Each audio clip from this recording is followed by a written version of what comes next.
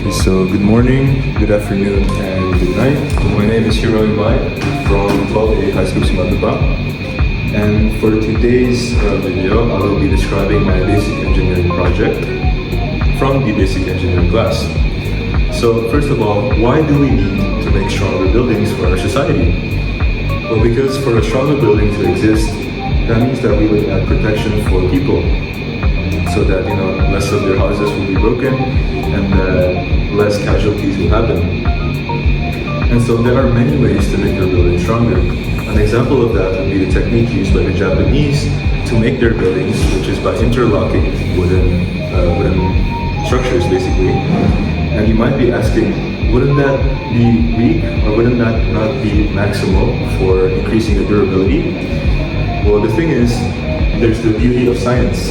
As these wooden things, even though they're not interlocked tightly, they still hold their frame because they have something called fluidness. So that when the wooden structures get hit by seismic forces or inertial forces, they will not necessarily break, as they will just stay in the interlocking mechanism, basically. So what techniques can be used in basically increasing your building's durability? There are lots of techniques. An example would be scaffolding, as well as using different materials, such as cement, or maybe something even stronger like metal for your foundations of your house. Now, for my model here, I added a couple of ridges at the side to increase the building's survivability when forced with seismic forces. Now, I can give you a little demonstration as to how that works. As you can see here, it doesn't completely fall down like it would if it didn't have any ridges. Now, aside from that, I also added extra architectural designs too.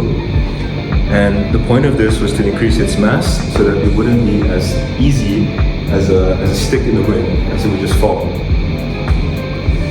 Now, what are these three forces that occurs during an earthquake? First off are inertial forces.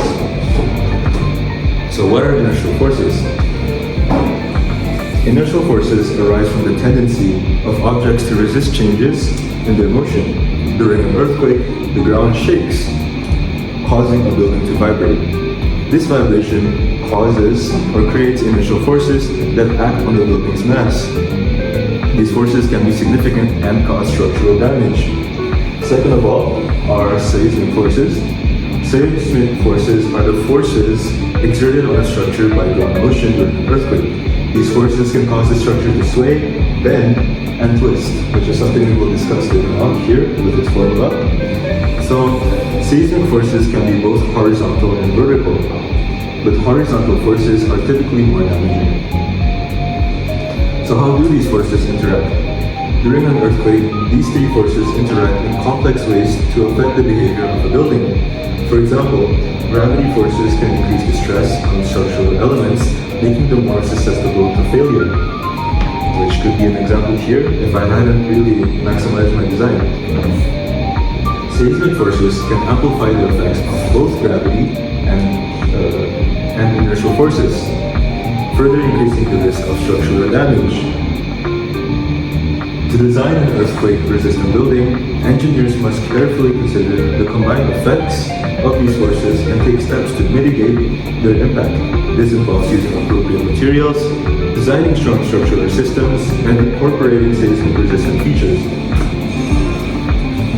And here I've also written two formulas of an example for the forces. First off is the force applied, which is basically stress, you can say. And that formula goes as the force over area. And next up is deformation, which is, you can call it strain in a scientific way, which is as shown here.